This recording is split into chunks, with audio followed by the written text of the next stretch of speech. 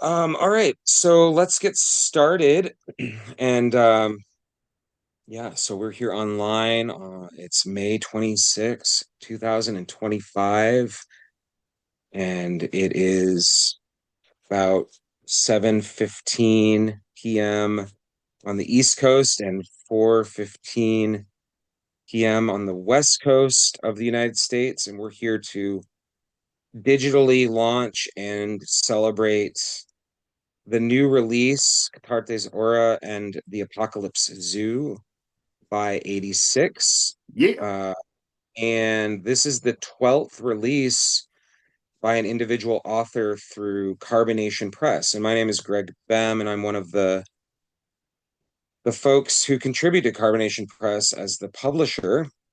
Carbonation Press was founded in fall of 2023, shortly after I relocated from Seattle, Washington to Spokane, Washington. And this press has been a very amazing experience, not one without difficulty, not one without challenge, of course. It's the first press and ongoing long-term publishing project that I've been a part of, and the first one that I've started. So it's been pretty experimental and incredibly enjoyable, especially working alongside the voices that make up the press and the press's catalog. Um, the press is global in nature, quite literally, by way of the authors that have participated from the United States to Taiwan to Brazil. The majority have been in the Pacific and inland Northwest, but not exclusively that area. And yet I have roots in the bioregion of Cascadia, so that is a central part of my thinking when it comes to where I feel like I'm located, and yet I have roots in many places, and I know the artists that I work with, authors that I work with do as well. I will talk briefly about community, because when I moved to Spokane, I like to tell this kind of origin story for the press. It ended up being this vision of a catalyst for me thinking about moving geographically and psychogeographically and sociogeographically. What does it mean to move from a place when I've lived for many years, and I lived in Seattle for 13 years, to a new place as an adult, as someone with many customs and beliefs and common established practices and experiences and friendships and relationships? What does it mean to arrive to a new place? And how does community manifest, and what is community when it is manifested? So all of those types of questions about what does it mean? And I felt, upon reflection within Seattle while I was living there, and also as I moved out of there, thinking about the problems of this word and this concept of community in a metropolitan area, in a very large megalopolis or megalopolisian space that has the many challenges of logistics and um, crowdedness and distraction and noise and capitalism and these things that these systems and phenomena that are both bringing people together and pulling people apart on a daily basis. And so when I lived in Seattle, it was very difficult for me to understand and feel community. I won't say that I have gotten much further along in my journey with this concept since moving to Spokane, but this idea of staying connected and building intentional relationships with artists, writers, illustrators, graphic artists through a structure like the press struck me as an idea that might offer more wisdom or might offer more experience into exploring some of these challenges and problems. And so it began, and so it is going. And I am deeply loving of the works and those relationships that have emerged, and how much joy has emerged as well through this commitment and intentionality um, towards making these books, these objects, these really wonderful monuments of voice. Um, so that's my spiel on the origins of why Carbonation Press exists. We also, we meaning me and the people I work with the press, we also publish anthologies. So on Inauguration Day of this year, we released the Winter in America Again anthology. It has many contributors, over 100. And there was, so, gosh, am I going to get this right? 8 editors, six edit on the editorial board, and 2 lead editors, including Katie Sarah Zale and Paul E. Nelson. That book, by a long shot, uh, the largest thing I've worked on, and yet it happened in such a short period of time. And you can learn more about that. I'll put a link in the chat.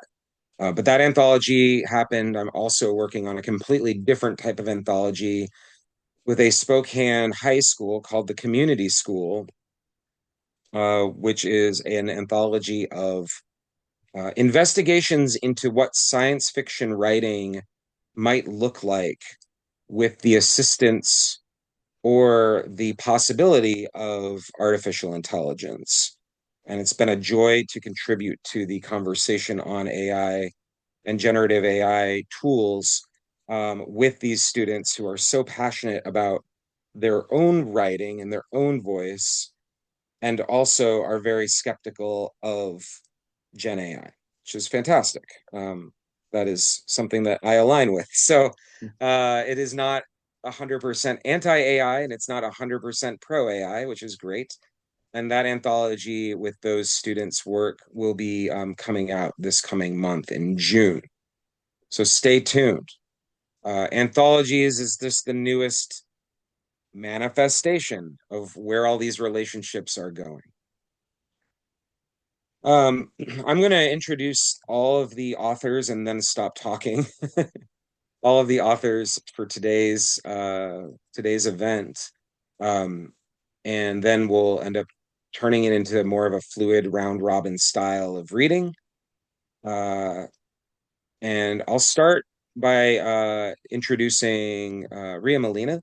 Rhea, I'm going to make sure I put the links into the chat as I share them. So Rhea's book, thank you so much for being here, Rhea.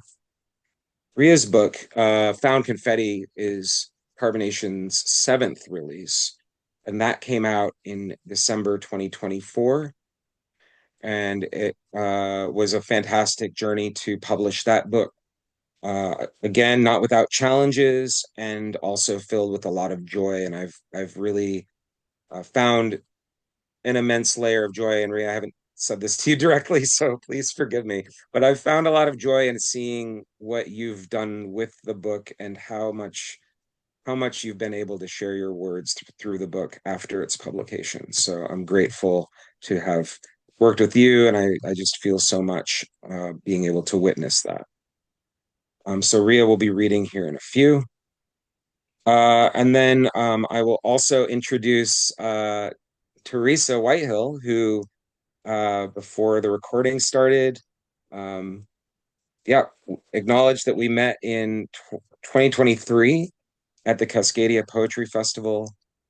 And Theresa's book will be the upcoming book will be the 13th release through Carbonation's authors series. And that book is Dancing with La Muerta.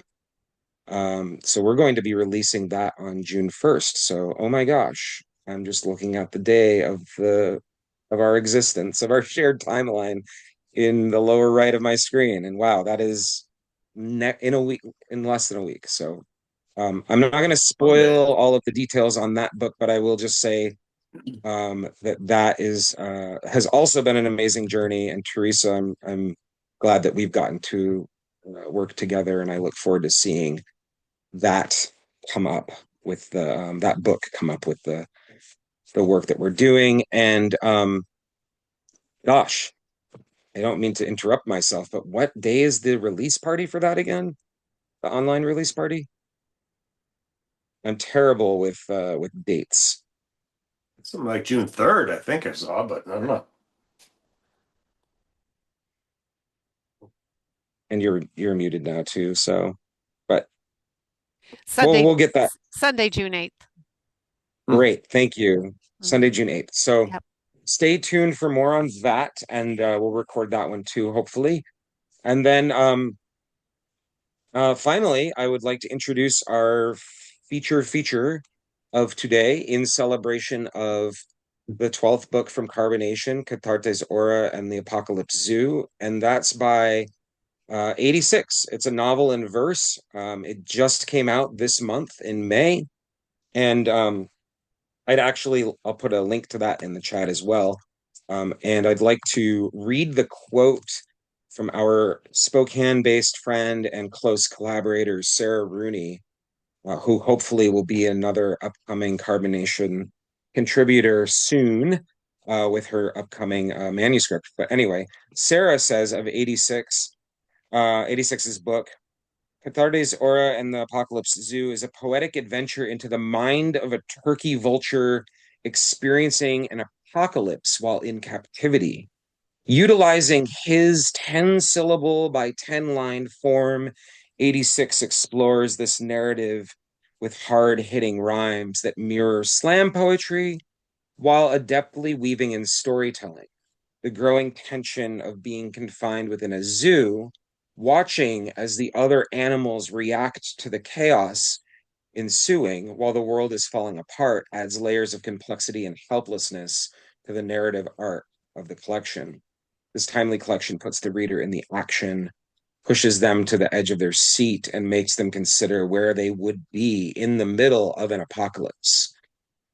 So that was a quote from Sarah Rooney, who is Spokane poet and author of Mother Media.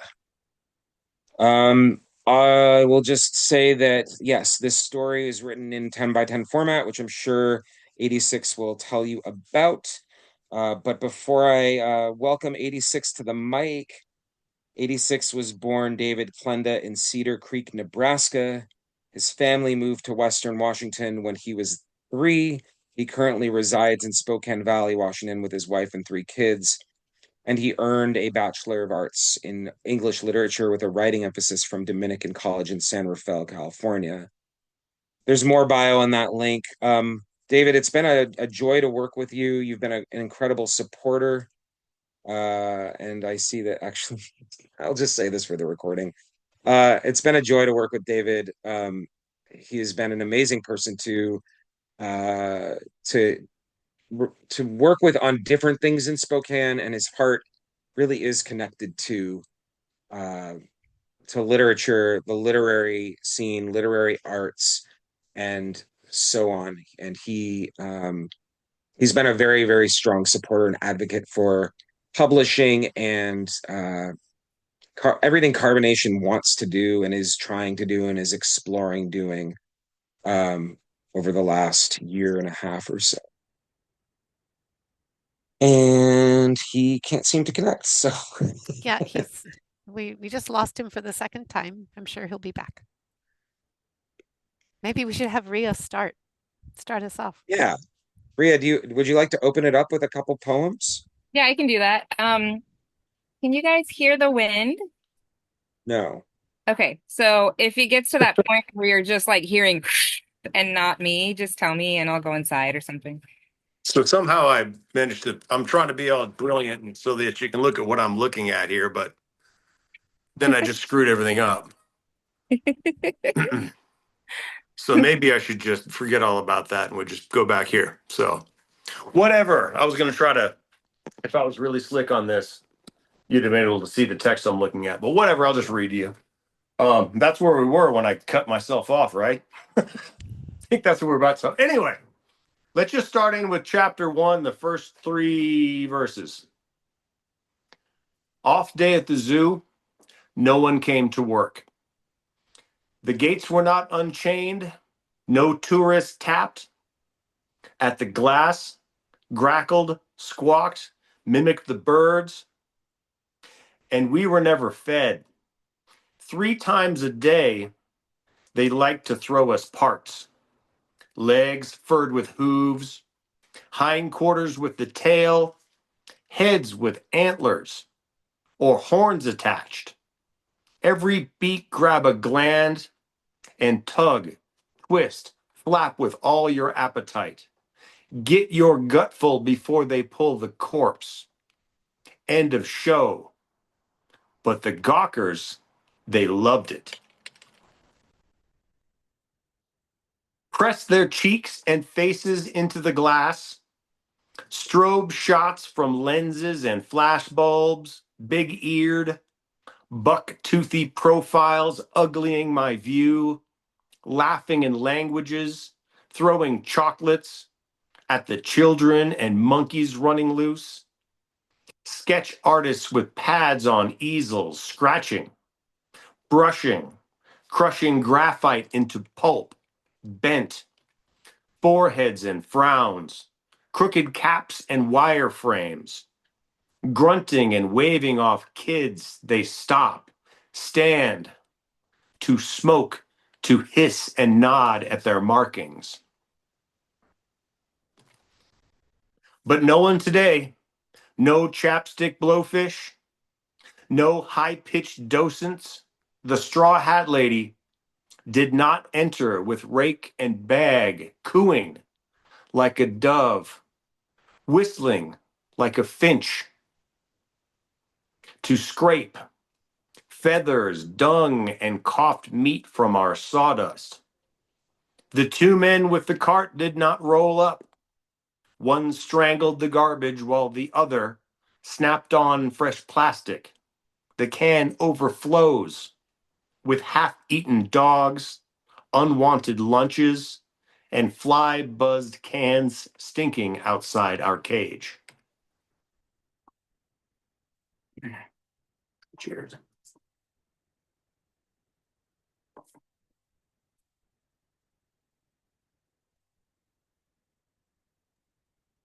Love it. Absolutely love it. Thank you. I'm still listed as iPhone now, but whatever. I don't care. So anyway, yeah, but 10 by 10 format is 10 syllable lines and 10 line stanzas. I like writing one. I mean, one 10 by 10 could be exactly what you need to describe a little scene or a little conversation or a feeling you got. Or if you want to tell a story and you want to string together one or two or three or four or 100 10 by 10s, you can do that too. So the cool thing about writing a story that's exactly 1,000 lines long is you know exactly where to have a climax, where to have your action, where to introduce particular characters, and you know exactly when you got to wrap things up. So otherwise, I don't know when to stop. So That's interesting because I feel like there's more than one way that it could be done. But if that helps you as the author know how to, like, if the structure helps you get it done and you feel like you know exactly where to do those things, then that's amazing. That's perfect. I think it'd be interesting to try to have other people apply the same structure and see would they put those things in the same places or not. You know, it's really interesting to think about. But it's cool. I don't really use formula, so I find that fascinating.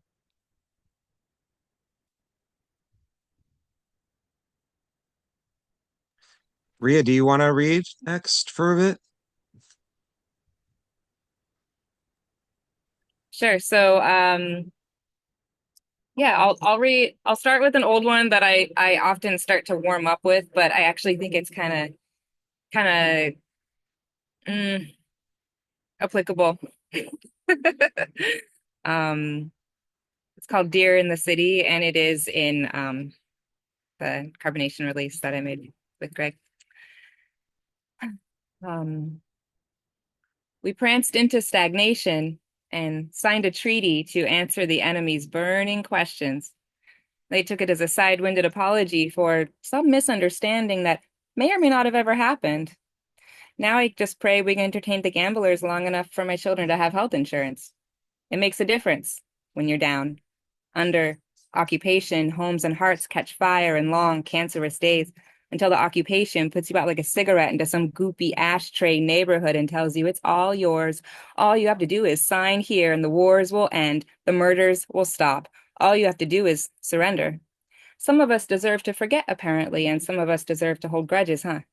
See through all the demographics. This whole place is no man's land, I mutter to myself, tipping my hat to the cigarette factories along the horizon. There used to be cats everywhere here, stray cats. Now I may get the meds I need, though. And there's a parking garage and a casino in the field I used to play in. We're given our share from theirs, and they don't call this occupation. When they occupy our place and set aside a wasteland of our own for us to live in, we reached enlightenment and trusted strangers, so our time to shine ran out just like that with our resistance. Apparently, I should be moving on from under the sun, discussing war with you. But there are claws digging into me. Deer in the city, my mother used to take me here to graze. Now every time I leave my 15-square-foot marsh, I gone too far. I lick salt from the pavement and run from cars. Every day I contend with the martyr inside. She tries to bloom from my breast. I stuff her down. I button her in. Sometimes I hide under the bridge where there are bonfires and other half-panicked animals trying to nourish shrunken stomachs. We give each other quick, shifty-eyed looks instead of talking now, and believe me, if there's anything I hate, it's the usual bullshit. All in all, I advise you not to go into the Empire without a hat. There's a big leak outside there, and they've been having trouble with their gutters. That's a poem. That's a poem. Woo! So, yeah, that's my starting poem. Well, I'll follow that See. With Nossa Senhora de Anjou, Our Lady of the Angel. Our Lady of the Angel, a 15th century carved wooden statue of the Virgin pregnant, who faces a statue of the Archangel Gabriel in the central nave of the Cathedral of Évora in Portugal. Nossa Senhora de Anjou. We are not praying, but we are kneeling. Or at least I am kneeling on the little wooden fold-out pew at the altar or chapel or in the presence of Our Lady of the Angel, as if he were the most important physical presence or piece of the entire arrangement. I have paid for tokens, and as an experiment, I put mine into a slot at a small bank of electronic votive candles. We are not praying. We are narrating the paintings around us in the cathedral. Look, I say. Here is the noblewoman being accosted, affronted, molested by soldiers. And 3 steps away from her is a nun with her head tilted charmingly to the side, praying, "Oh, my little God, God of the smallest of my affections, please prevent this rape." And the soldiers standing off to the side in the painting, painted in order to show off the artist's skill with drapery and proportion of foot, exposed thigh down to top of boot and up to dagger, they are going, ha ha ha. Like men in many places in crowds when they are perturbed but also aghast, and need to pretend that nothing out of the ordinary is happening. Nothing is happening. And over here in this other painting is another noblewoman in a gown that is that mesmerizing color of the gilded wood, both of which are faded from centuries of the soot of candles and the soot of the Inquisition's burning of books and of bodies. She is kneeling at the foot of one of those bishopy guys. You can tell by his split headpiece and scepter. The headpiece bears more resemblance to the soldiers' helmets than it does to the crown of a king or queen. But there are no queens or kings in this picture. The lady in the painting is begging something of the bishopy guy. She is making a petition. Her back is to us. She is turned away from the man and is actually listening to her girlfriend, who is looking askance at the whole arrangement. She is saying, "You can't be serious. How can you believe this guy? He's such a liar." Someone in the foreground is taking dictation or noting the petition or the clever way in which the bishop is answering her question with another question or a statement that is completely beside the point. Nothing is happening. We all go down.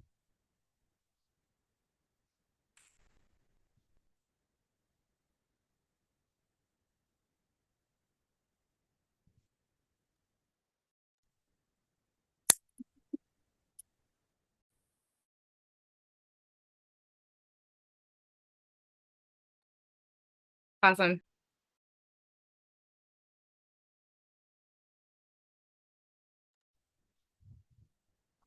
Yeah, 86. notable that the guy with the bishopy hat looked so much like the soldiers' hats too. You know, that's the ominous part of it.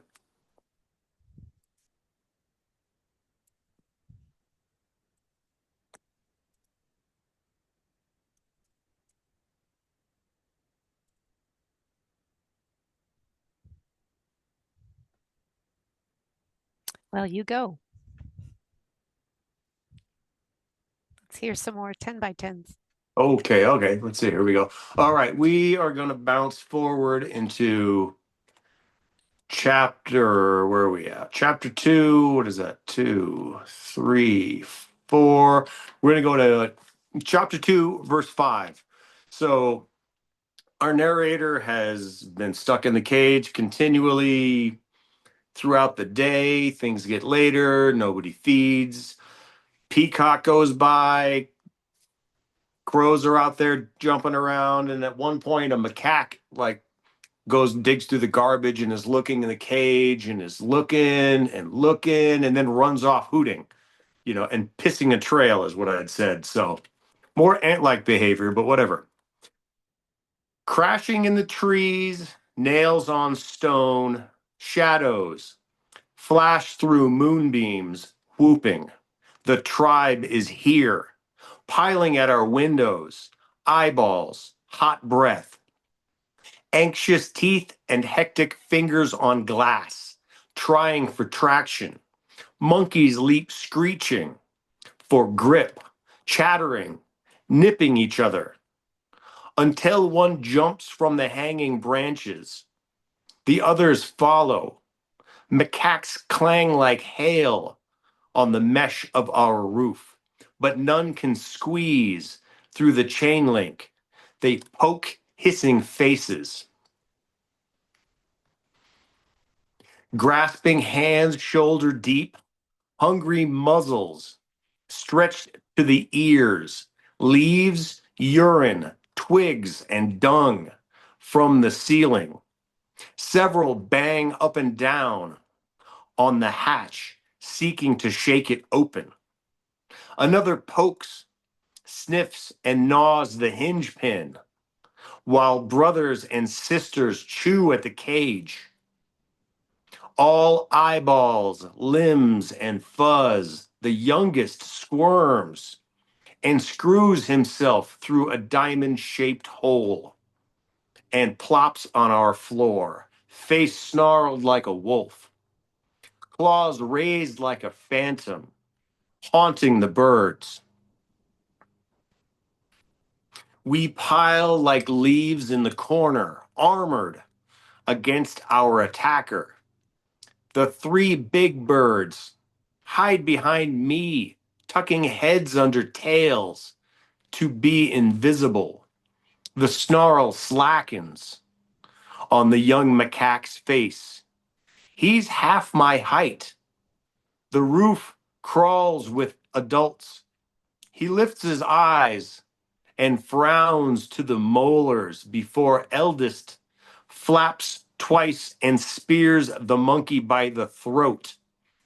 The twins grab limbs and I go for the guts as the hinge pin and hatch fall to the floor.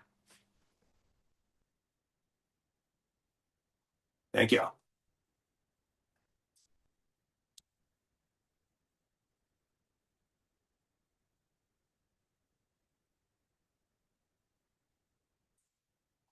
Thank you. The drama, that's kind of what I'm trying to build. We skipped fast a few parts, but being stuck in there, and the thing about monkeys is, they can go from adorable to really scary really fast.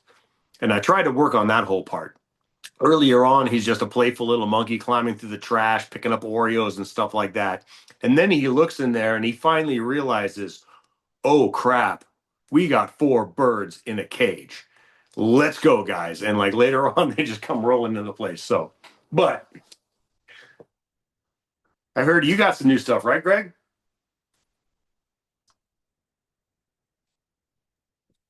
Oh, I hadn't prepared anything, but Oh, okay. maybe I can pull something out for the next round. Yeah. I'd love to hear more from the other folks today. Rhea, you'd like to continue? Yeah, I mean, this is fun because, I got some new weird shit that I thought that I wasn't going to be able to pull out. And now I'm like, fuck it. You know what? You know? So, yeah, so let's do that. Um, all right. This one's called Some Reason. Can you hear me? We're good? Okay, just tell me or make a big motion if it gets too windy or something. I'll try to pay attention. Okay. Packed like sardines, excited for change with no plans of implementation. Yeah, they take selfies of themselves with cardboard signs, coming together against something, right? Clueless how to unite towards anything. This is not a metaphor. The bus driver is the only one on the clock. She has stopped picking up riders. We get to take the Ballard Bridge, which isn't even on the route, but she knows where we all are going, and she knows how to drive in this wasteland of perfectly wrapped packages. This is not a metaphor. You lose your phone at the protest. The road is the color of human hair. This is not a metaphor. You remember why you care. You wonder how much more blood one would have to bleed before losing consciousness. You wonder if you lost 1 or 2 liters before you slipped away. Years ago, in a moldy old Honda Civic, feeling your friend's spirit fade into a blood-soaked back seat. You thought maybe it was your fault. You had encouraged the robbery. You survived. He didn't. You survived and became someone who forgets to drink water. Not a metaphor. You close your eyes and shudder, remembering the taste of his blood as he bled out and died first. You wonder how it got in your mouth, or was it just the smell was so strong? And still you wonder if that's how you know that it's been reached, the fatal amount of blood loss. If it's so much you can taste it, it must be too late. Or is it true you can't really smell your own blood? Or was it his blood, not yours, you were smelling, tasting? This is not a metaphor. The bus driver has no idea where all the thoughts climb. You sit in the back and smell the oyster shells from under the bridge, grateful that she keeps the windows cracked.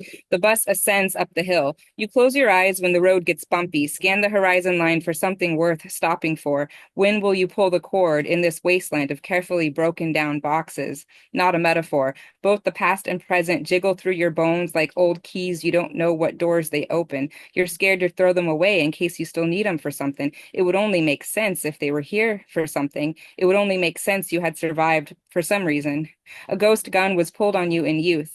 Your conscience was arrested but let go on bail. Now you feel guilty all the time. You apologize even when you know you're right. Though they can't track the weapon, we know someone made it, and we know that person is out there, just like the cop who shot your friend and the hand-me-down phone that fell out your pocket as the crowd said, "This is what democracy looks like." And you knew in your heart not only was that not true, but that it didn't matter. Democracy may or may not even be the goal. And if it is, it wouldn't look anything like this. This white noise of a crowd too scared of the cops to gather anywhere but a city park on the weekend, a crowd so trained by fear they confuse inaction with civility. But what if you want to connect? What if you want to heal? What if you want to stitch a wound? What if you want to stop the ghost from bleeding? What if you want to not feel sorry anymore? What if you survived for some reason?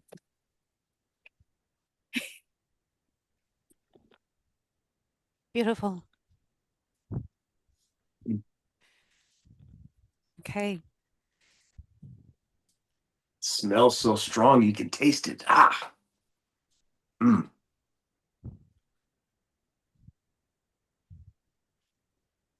Although this is not a war.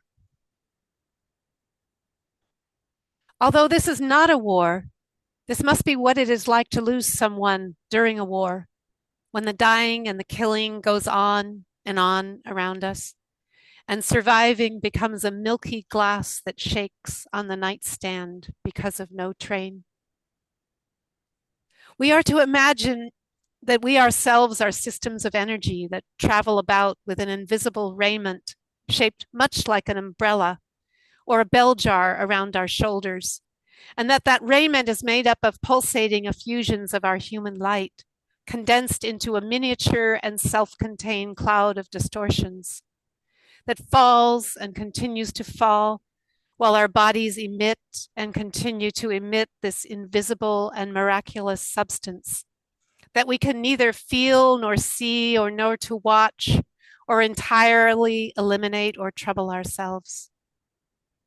This umbrella of self that is invisible and insensible, we are to imagine that it travels with us and that we must reckon with it, account for it, using a tape measure if necessary, because for some unknown reason, for an unknown length of time, it must not cross the path of our neighbor's umbrella of shining self. Or we might die or inflict death or sicken or trouble ourselves too soon. And it is already too late. We cannot simply stand in a closet with our package of self held closely about us, waiting for it to be safe. We do not have the luxury of standing still, or of sealing the doors and windows and waiting patiently for the oxygen to run down. Bicyclists, all of us, statisticians, grocery clerks, anomalies. Each has an ever-expanding cloud of particulars sacred to their bloodline that must be kept contained and must also be kept in circulation, or we will all wither away. And it is already too late. We must feel the frustration of the untouched. We must face each other with a strip of cloth across our mouths and over our histories. And in the middle of it all, while it is late and early, we must go on waking, keening, finding that lost place that has become an enormous bell jar, an enormous umbrella on the edge of all things. Looking out past the Crab Nebula, over the shoulder of Orion, past the place where the sun used to rise. And there it is. Wildflowers are blooming. Birdsong has returned to its normal fluency. The air has cleared, or did for a while, until the world had finished pausing and begun running downhill again. Late, inevitable, miraculous.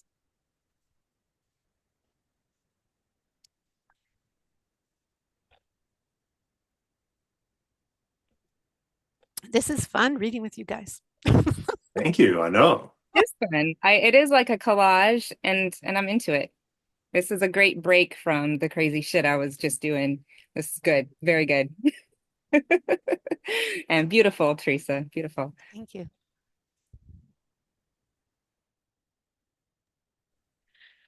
I can read something fun for this event.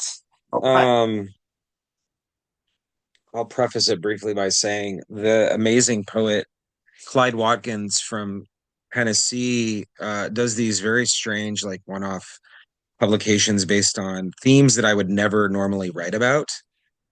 And for the record, he's not putting these publications out for me. But it just so happens I never write about these themes. And the last book he released was called Feathers.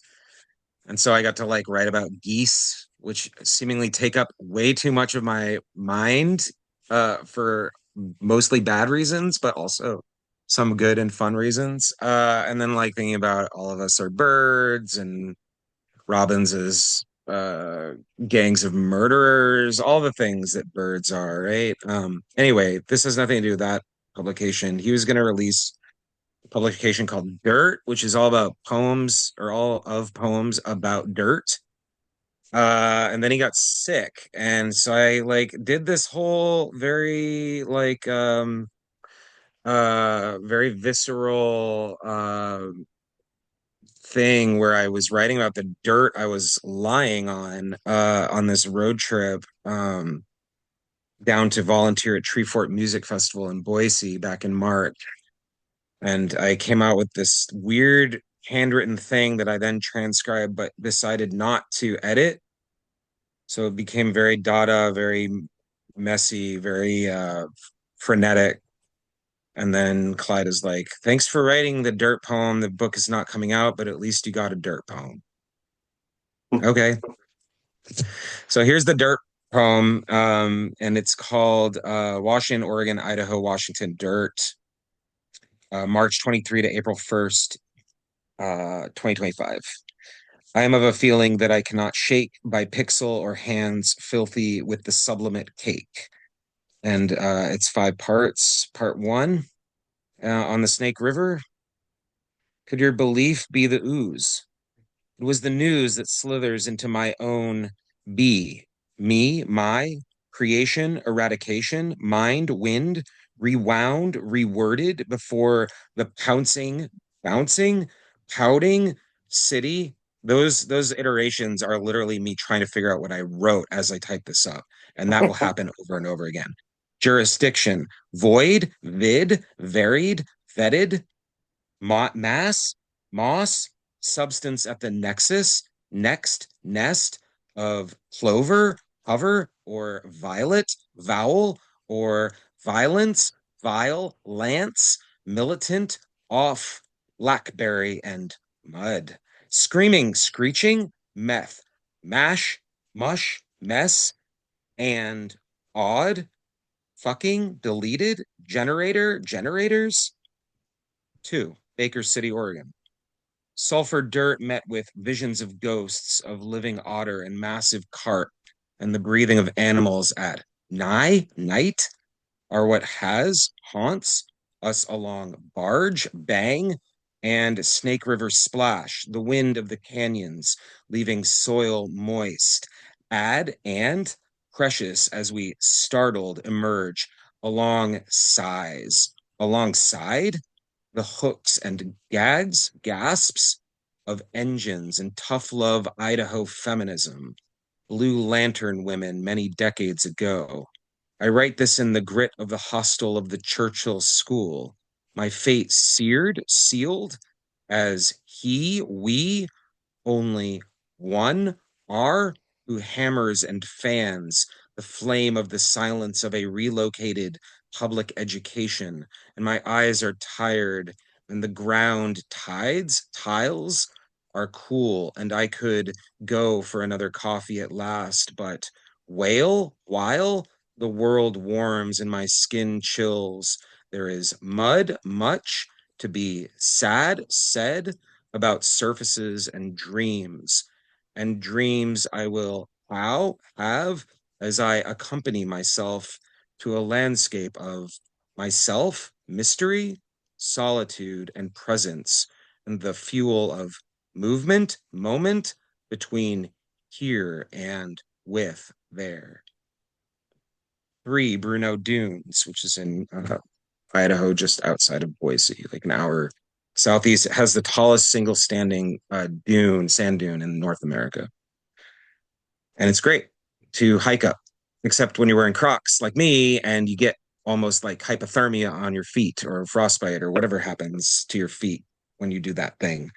But sand may still be dirt, and this question may yield another thought, another fragment of text, thought continuum amidst tumbleweed worlds, wounds, and small lake choruses, a distance highway that isn't dirt, and a dog barking in cycles of moonless sky. Perhaps even the estranged owl who may be dirtied by obfuscation, whose nice voice lies open whole while mile is strangeness stagnant from the mind's eye of cageless eagle cove campground surrounded by red light restrooms and eagle capped Russ RVs, those silent adjacent to the sign. Are you afraid of the dark? From a Pearl Park past gyration of activists, decades go park service for the state of Idaho. Oh, land of silica, dirt and frogs and sunset dune selfies, the dirt in our lands, fledgling, flailing, lagging, downhill in the hypnotic sense of short time, and no coyotes but a howl. A wolf? Stone? Some? Cantina? Canine? That dirties the wind mind in booty? Bounty? Harried, carnied, as I am to bed with Clayton Eshelman's cave poems, and Alvet, Alex, sleeps in ether, another, haunt, hent, a fever, few feet closer to the yelps, a few feet future, further from the frogs. I'll stop with that. There's two other sections that finish the sequence. Thank Like, you. you'll have another chance after. That's great, Greg. I love it. Fantastic. Love it. Love it, Greg. Okay, back to the zoo. Ooh, okay. What's Let's going see. on? Unmuting myself. Okay, I am unmuted. Am I? Yeah, there we go. Never mind. All right. Well,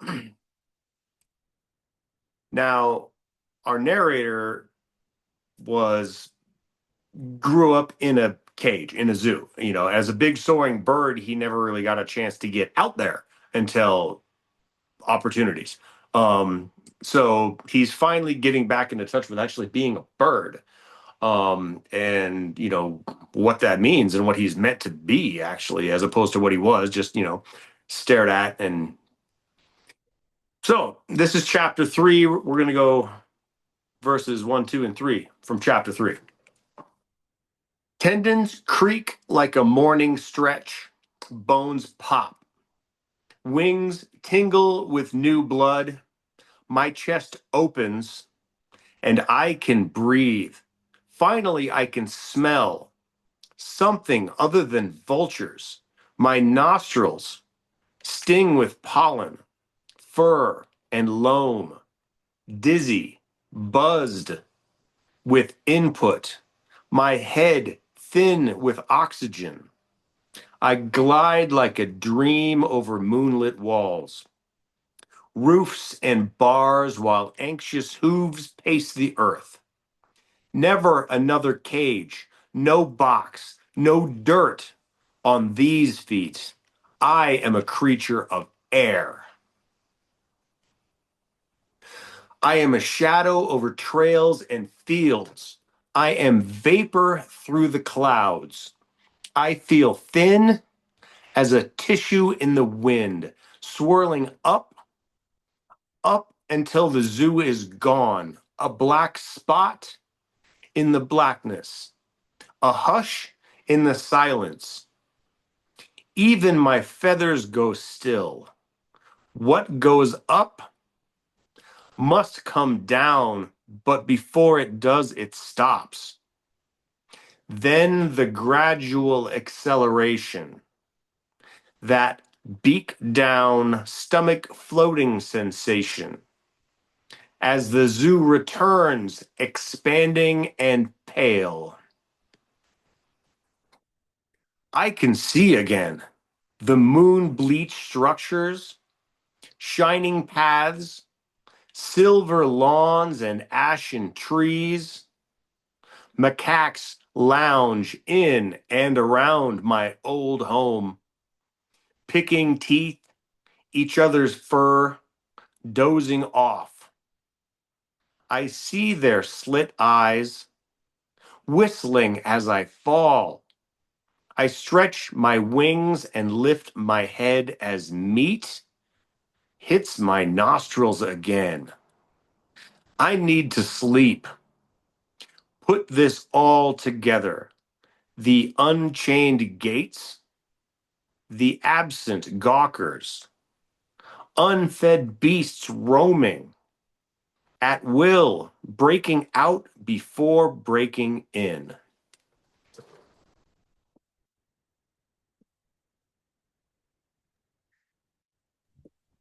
Very cool. Thank you. Lovely, lovely. I like the note that it ends on too. Breaking out before breaking in. That's is kind of what it goes out to. And if you're an animal in this situation, what are you going to do? You're going to Well, evolve, you're going to adapt. we're all animals. Here we are. Oh, yeah. Okay, so am I up next? Is that what's going on? Okay. Um, okay, 86. What do you think? Should I read one about AI or should I read one that has coyotes in it because Greg mentioned coyotes? Oh, give me the coyotes. Oh, yeah. All right, I think I got two with coyotes I can do here. This one's called Ballard Coyote, and it's the title poem to a chapbook that should be out any day on Scumbag Press. Okay. Um, in this neighborhood, I have more in common with the coyotes than I do the homeowners. The Tesla creeps up in its force field of ambient alto as it approaches my highly sensitive ears. I hear, "Don't let go. You got the music in you." Do you? Don't let go. You only get what you give. But when did you last choose to give? And did they really need what you gave? And I'm not asking for a handout, but that doesn't mean I don't deserve one. So what you got?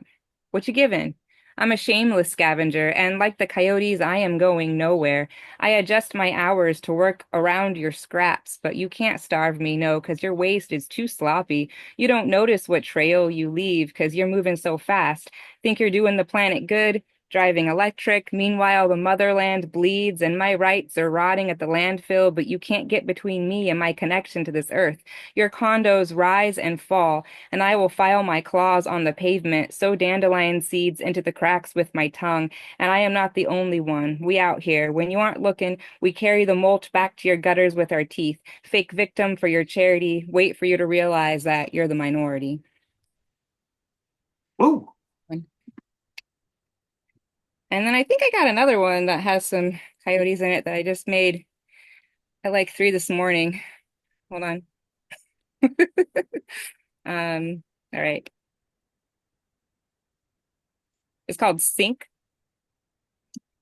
Press your brow against mine. Feel my breath upon your open mouth. I want to know about your life. What has it been like?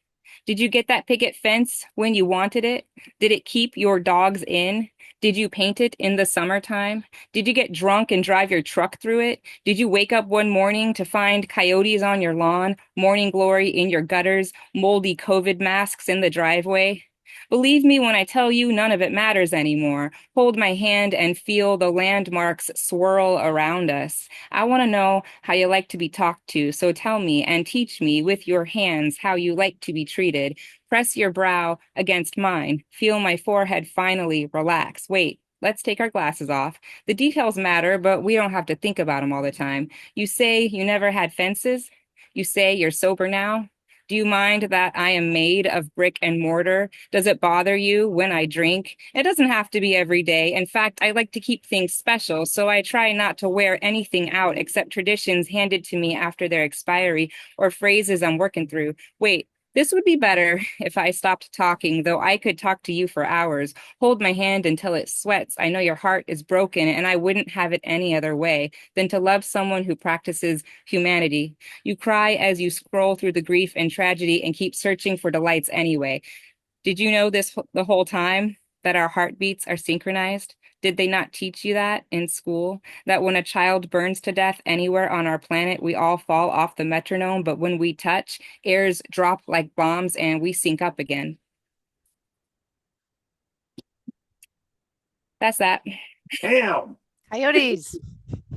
Sometimes I can't sleep. I write shit down and sometimes I fall back asleep. Sometimes I don't.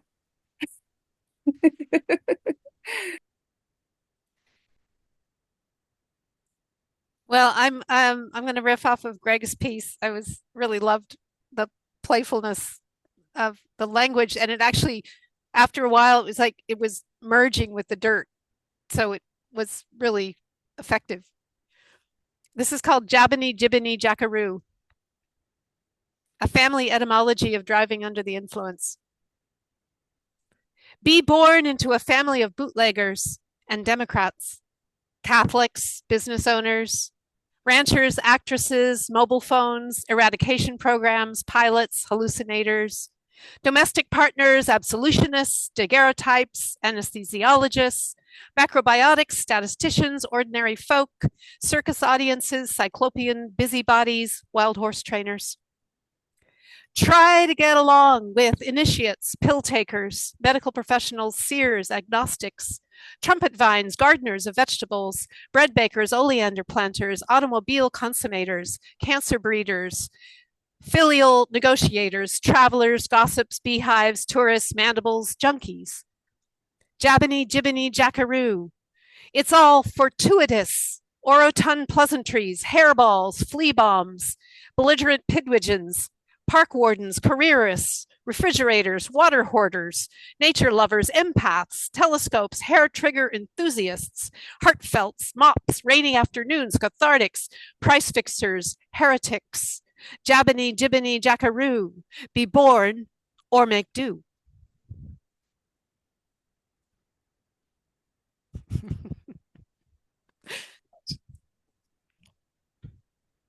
Super fun. Love it.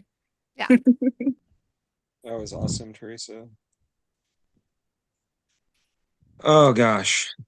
More dirt? It's like no more dirt, but well, there's dirt everywhere. But yeah, I love hearing high energy poems, and you all have brought them tonight in different ways at different times, especially when I'm just exhausted like that. It almost feels like I'm crawling across the landscape of language, just trying to figure it out in a little bit more kind of like a forced way, but in a way that's also very nuanced and textured. I don't know. Am I making sense right now? Probably not. But anyway, uh, I had a really fantastic experience with the Cascadia Women's Film Festival this year, which I'd never heard of, even though it's not new. But there was an invitation to write through one of the film of my choosing, and I don't live in Seattle anymore where it takes place, but there were online programs, and I watched this movie that I'll put in the chat called Village Keeper. That was the one that I chose to write through, having never seen it and not really knowing anything about it. I found myself watching a movie and having to write about or write through a movie about three generations of Black women. And that at first felt very problematic given my identity.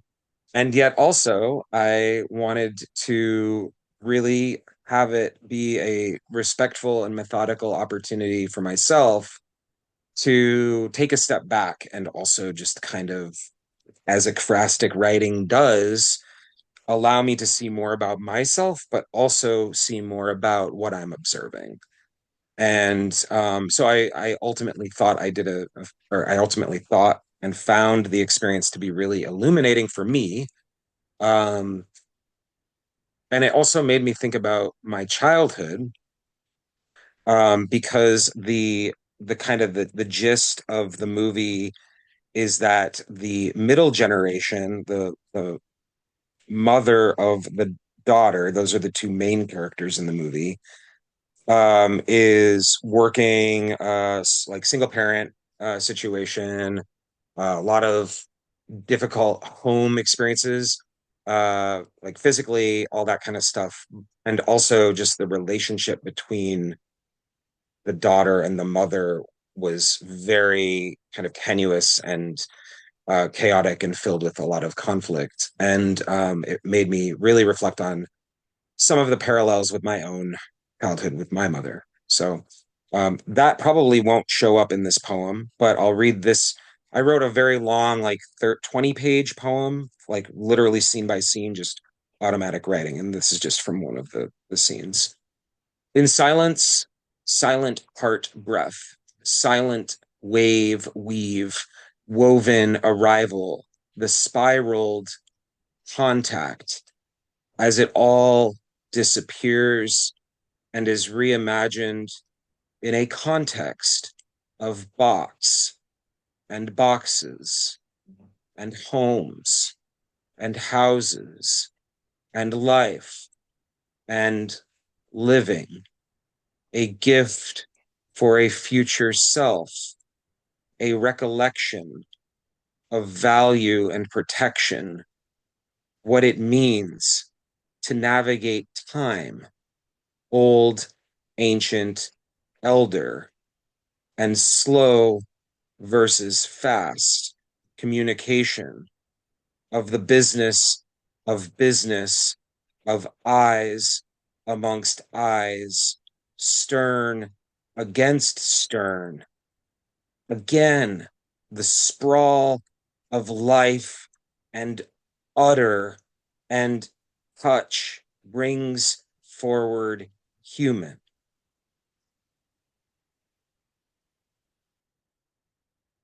Nice.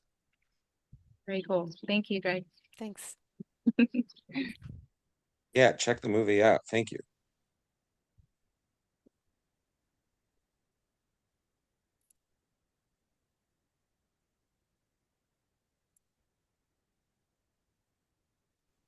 Uh, 86, do we want to do Sure. Let's another see. Am I round? muted How are or we? do you have my audio up or? Your audio's good. All right. Let's see. Yeah, let's go into chapter 4, verses 1, 2, and 3, where our boy gets a chance to scoot around the zoo a little bit, and not everybody else is so free. So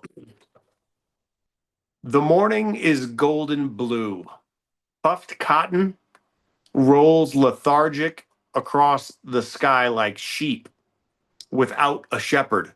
The zoo is silent except for occasional quacks and honks, the breeze in the treetops, and soft snoring from the pride. Tails and paws dangle from rocks.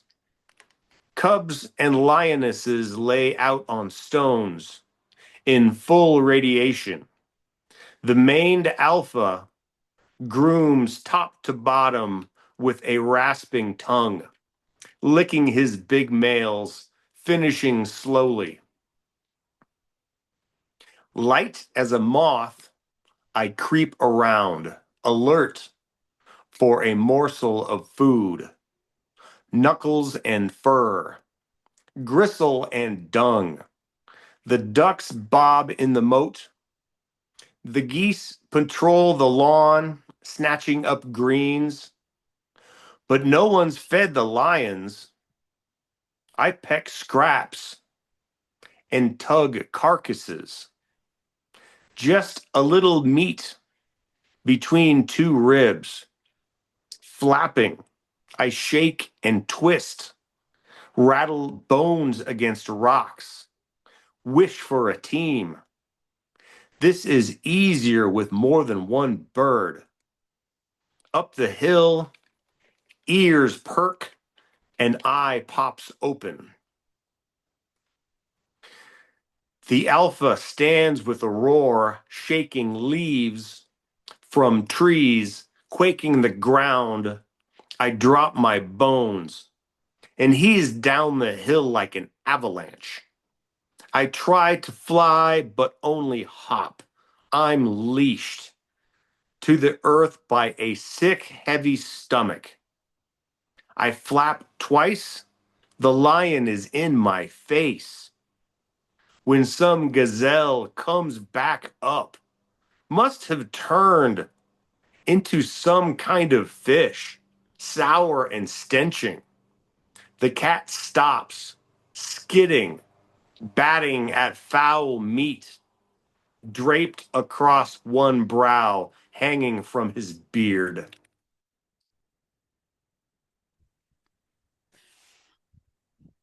You've got Fun quite a fact about vultures is they will puke at you as an escape mechanism. Not that. only does it kind of turn off whoever's attacking them, but it'll lighten up their stomach so they can fly away a little better. So Relatable. they Yeah. also pee on their own legs to kill bacteria, because to a vulture, peeing on your legs is clean. Yeah. In Ayurvedic medicine, I mean, it does kill bacteria. If you got pink eye, you don't have anything else, got some fungus on your feet, Pee on them. Yep. Jellyfish stings also, And so, I mean, the later on in the story, as we continue, the a big push and pull is going to be the narrator and his own self-esteem. How does he feel about himself compared to other birds? If you're an average bird and you see like an eagle or an albatross or something, you're like, wow, that's majestic. And if you see like a kiwi bird, like who can't even fly, you're like, yeah, yeah, whatever. I'm better than that bird. And somewhere in the middle, there's always you know, up and down and stuff like that. So he's got a lot of that going on in the further volumes. His own work with his own self-esteem and position among birds. So wow. I'm really impressed by your commitment to what you started in this, like to stay within a character of something that, I mean, it sounds like you, with research and with your scope, you're able to obviously relate enough to the character you're writing from, but it sounds challenging to make it a long story. Um, and mhm. I've never been able to write stories very well because I can't commit to something that long. So it's incredible. I'm impressed. That's all. Well, thank you. The next challenge is because book number two, which I've written and is like 99% done, is much more about telling the stories of people Hmm. with the same platform, and it gets challenging to where if I have 100 syllables and I'm looking at you through the eyes of a floating bird, how do I really relate what you're feeling and how you and another person are interacting? Yeah, so that gets challenging. So, well, that volume I'm going to need a little bit of help on getting just right because it's about 99% right, and I hope it's clear to other people, but I need other people to read it, and then of course developing parts 3 through 10, which I have a general idea of, but I mean, this project started in 2011, and since then we've had a lot of stuff happen relative to politics and the world and the potential ending of it and what might cause it. So, yeah, there's a lot. Have you read Pax, the story about the boy and the fox? No, not that one. So it's interesting. So like it's like every other chapter is like focusing on the fox or the boy. And so Nice. you kind of it's not first person, but it describes a lot of the perspective. And it's interesting to think of Mm-hmm. like kind of how an animal would see, you know, human interrelations and such. So Mm-hmm. a lot, but it's cool. Recommend it. I'm curious as to like where the concepts of the end of the world have come up for you. I mean, for example, we were talking Yeah. about COVID and like COVID having to do with the end of the world. And like I didn't feel that. Maybe there's something wrong with me. I'm very desensitized or I like extreme situations because like because I'm bored. Um but I haven't felt end of the world. I feel things getting dire. I feel Mm-hmm. things getting intense. I recognize what's happening with climate change, that it's becoming challenging for animals, including humans, to survive on this planet for very long. But as far as like the phrasing of immediate end of the world, in your book, do you want to share like what's happening specifically or uh, Well, in this story for where we are right now, it becomes obvious that the ordinary activities of going to a zoo for employees and tourists stopped. That was no longer like an ordinary activity. And then on one day, nobody showed up. okay. And within a couple of days, you either are getting out of the zoo or you're going to die there. And eventually we start following characters. Right at the end of this story, we finally meet one of the first like human characters in existence right now, and we start to follow them. And you know, the apocalypse was, I've been a post-apocalyptic fan, for quite a while now. I think the first thing I ever picked up that changed that for me was like The Stand by Stephen King, where the question is, if you were forced into a situation where all the ordinary things were gone, communication, civilization, most of the people you knew, your ordinary job, the economy, what would you do? You have the opportunity to be better and do good things and build a community that was better than it was, or nobody's watching. You can kind of do whatever, take what you want. And if you destroy somebody in the process, nobody's going to be around to tell that story, So that makes it intriguing. And so then, to see, because for me, my job disappeared. I didn't have an opportunity to go to work March 16th, 2020. It wasn't even a choice, you know. So the world came up and ended a tiny bit and changed irreparably, at least a small amount, you know, at that point, and whether or not we were really close to an apocalypse or whether that was just like a little taste, you know, a little 5% apocalypse, just enough, you know. So, Yeah, I see what you mean. Yeah, it's just sort mhm. of like a glitch, something different shakes things up, and also people getting, feeling afraid. I think for quite a few people, afraid for maybe the first time in the manner that they were, right? Yeah, having to change your behavior. And I mean, I think honestly, ending the world even fictitiously is difficult. Like, I don't know if you've ever read any like post-apocalyptic stuff where you're like, yeah, I don't believe that. I don't buy the drama. I don't think the world would have gone that way, Hmm. But the fact that a virus would get nasty and start jumping continents by airplane and move so much faster than the human immune system can handle it, that's not weird. That's not rare. That's exactly what happened in the Stand by Stephen King. It's not rare. It's not weird. And as a matter 12 of fact, it's probably Monkeys. happened throughout human population. So Big 12 Monkeys fan over here. I think I need to read it again, but yeah, there's a lot in there. So yeah, yeah, Yep. if anything, the post-apocalypse is a great storytelling thing because it puts you in a situation where like, okay, this happens. What do you do? Yeah.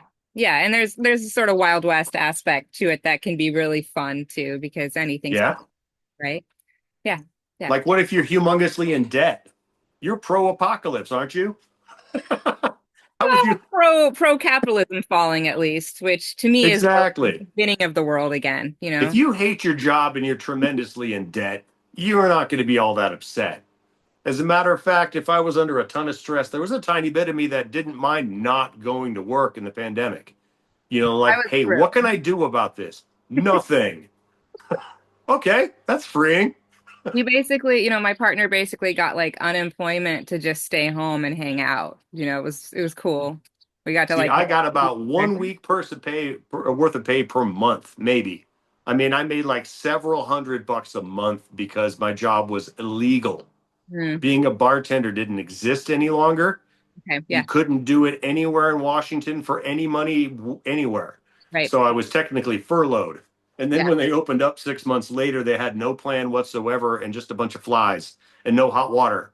And so I quit. So I went from being furloughed to quit my job. So that was my 2020. Nice. Um, so how do y'all want to do this? Do you want to do another round? Should I read some more poems? What do you think? Absolutely. First of all, I did schedule this thing for 3 whole hours, but there's no reason for everybody to commit to the whole thing. I just had no idea what format it would go into. All good. You never know. You never know who's gonna show, how it's gonna go, really. And this has been Really. a killer conversation so far.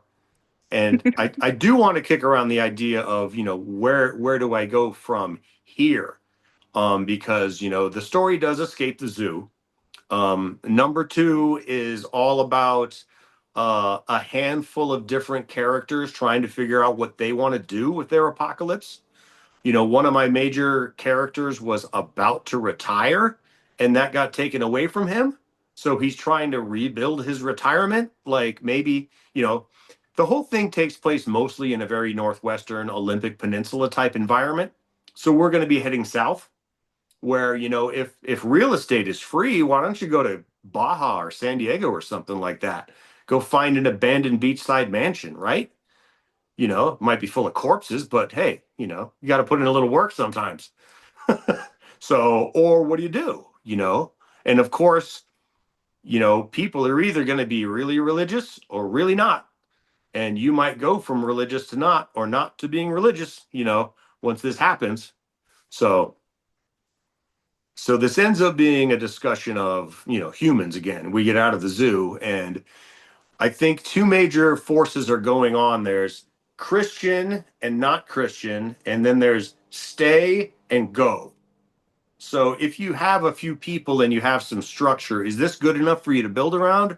Or do you want to keep moving south and try to find something better? And are you being rewarded for your faith in God? Are you being punished for it? Or, are you correct in your belief, or are you not correct? Did you find out your worldview was wrong? Happy apocalypse, so. Sweet. Sweet. So I guess I wonder if, like, tomorrow most of the world fell apart and you were, realized that your city wasn't exactly there anymore. Like, what would you do? Just set down roots, or would you get a vehicle and leave, or what? Mm. Luckily, I have a space outside the city that I'd love to go to, but I have to go to work in the city instead because there's no jobs for me out by where my land is. Yeah, So like if I didn't have to go to work, I'll just go chill on my land. I'm lucky with that, there you go. you know. Like I got that thing. If I didn't have that, yeah. I mean like right now this house I'm like basically squatting this house because my family is just like they're all the people that lived here, they moved out because they're not well, so they're in the hospital and they're dying, and this Mm. house has been empty. And I'm just like, no one's in that house. And I've been living in a 350 square foot house for the last 2 years with my partner and my 6-year-old. We don't have bedrooms or anything. It's cool. I actually like it a lot because I like small spaces, but Hmm. we're just like opportunists. I'm like, that house still empty? What's Yeah. happening? So like Well, we're in when I was talking about the crazy stuff going on, it's like we are moving all of the things out of this house before we can occupy this house. I probably just continue to be an opportunist like I am to just be able to continue to enjoy life. Like that's what I try to do. Greg, you've witnessed this firsthand. Just that's my goal really is try to enjoy myself, you know, which isn't always easy. I can read a couple poems about it. oh yeah. Sweet. So since we're talking about the end of the world, there's a short one that has a very anticlimactic ending on purpose that's in the Found Confetti book. And then maybe I'll end it with the Found Confetti title poem of the book because I mean it really is along the same lines. Like I didn't know why Greg specifically asked me to do this reading, but I'm like, oh, this is we're kind of in the same vein here. Because we're writing, I think, a lot about sort of the world that's been handed to us. Yeah. Like here we are, we're just like, what the fuck are we supposed to do with these ingredients? And Just I, cook. I write about that a lot. So this one's called Important. Um, it would be easy if we knew that this was the end of the world. In that case, we would just give up and stop washing dishes, take the collars off the dogs, run up the electricity bill. However, it's only the end for some of us, and for others, it's time to keep witnessing the gruesome reveal again and again. Wolves in sheepskin by the herd, your blue wave has turned red, and you might not have heard the word is blood is on your hands and everywhere. Let me put it this way. Dishes can wait. Dogs will be loyal, but wolves don't let themselves out. You may think the horrors will go away if you just keep pushing through, but they won't. Yeah, it's anticlimactic. It's supposed to be. People are like they'll like hear me read and they're like, yeah, it's just like gave me a lot of anxiety, and I'm like, good. Yeah, mission accomplished. Okay, photo. One cool thing about this book is that Greg like totally went for me and my grainy photos. He like let me put all my own photographs in the book and it's like printed full color and so fucking cool. Okay. Thanks for listening, you guys. Yeah. Well, this is found confetti.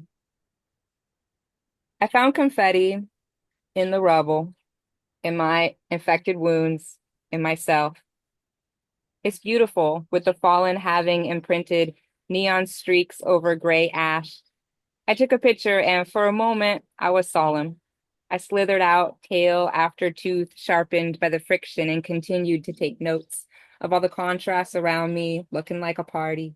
On the broken windshield, on the sticky sidewalk, on the trash-lined beach, looks like a party. In the ruins of castles, in the fallout of capitalism, as dandelions reseed between stones and laughter springs up out of me, a geyser freed through cracks of uncertainty.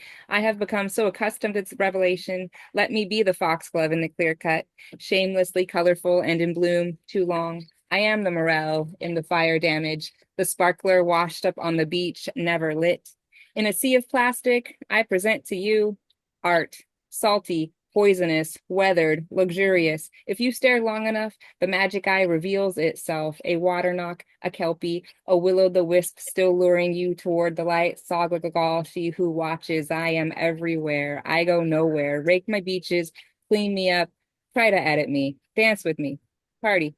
Wait, let me check my calendar. Is today the day I'm supposed to come out again? Or remind you that your language is make-believe, or is rent due, or are these jeans not cool anymore, or do I smell like I'm in a healthy mental state? You tell me. I don't want to contribute to this hell on earth. I just want to feel that heaven is worth the work of all this responsibility. I think I'll make up a new holiday. It's called Today, and it's good enough. Whatever I honor is worth it. Whatever I forget is just fine forgotten. I celebrate breathing. Throw whatever confetti I can find. It's dried flower petals, pine, and cigarette butts. It's sea glass from wine bottles. It's plastic googly eyes and used Disney band-aids. It's crumpled receipts and highlighted recipes. It's post-it notes and business cards I'll never read again. This isn't clutter, though it might be trash. It's signs of life. I'll take them out, throw them around, cast spells to heal myself from the doubt. I don't know if it's a lost cause, and I don't have to find it to fight for it. Let your own landmarks radicalize you. Find your cringe and run with it. I found some more confetti in the gutter. Let's party. Fabulous. Confetti in the gutter. Nice. Thanks. Well, I've got one short one for you guys. Tying into the theme somewhat. It's called the Elephant Ethogram. Against advice, then, the researcher lived her life among the elephants, making common cause with them. She developed a vocabulary, a glossary of the elephant intellect. She found that they are keeping their eyes on us. They gossip about us, even tell jokes. And while they make light of it all, the elephants seem to understand that it is best if we can be avoided. A significant part of the vocabulary is devoted to expressions for articulating where we are in the landscape and where we are likely to go so that they can go somewhere else.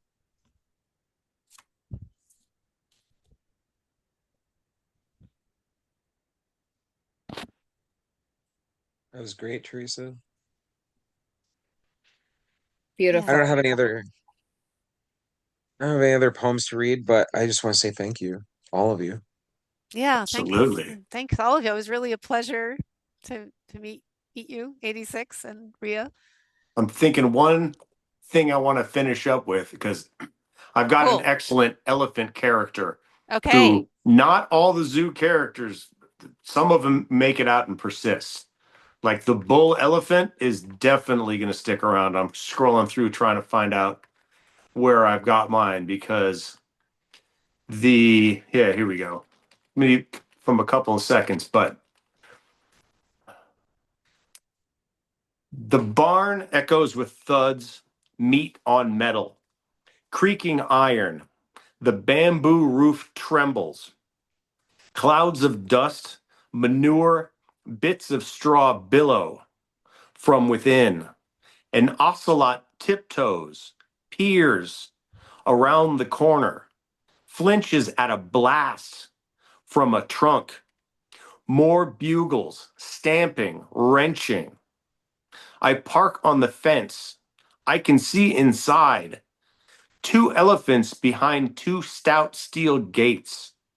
The bull bleeds from the head. His prison strains to contain him as he throws his whole mass. The male hurls, the male hurls shoulder and ribs at the gate, while his mate leans feeble next door, too gray and too gaunt. The bull trumpets and bashes until both tusks fit through the gap. He drives with all four legs, weight low, and hinges snap. He stumbles into open space, looks back at the wreck, and marches to sunlight. The cat sprints up a tree. Reflexively, I leap from the fence and orbit the barn. Ears wide, the bull snorts, primed for a challenge.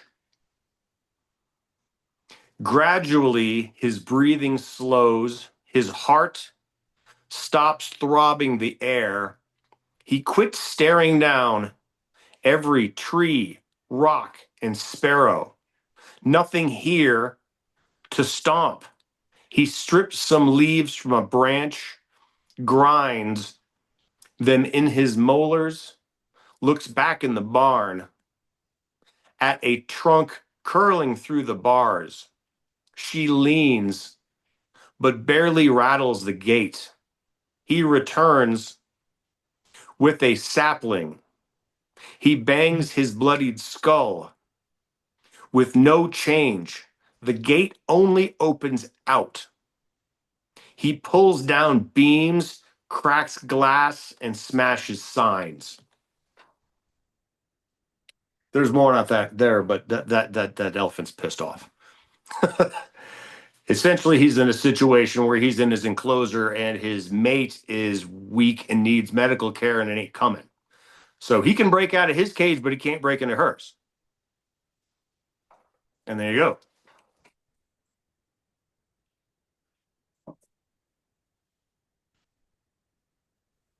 Do you have anyone have any closing thoughts for the event?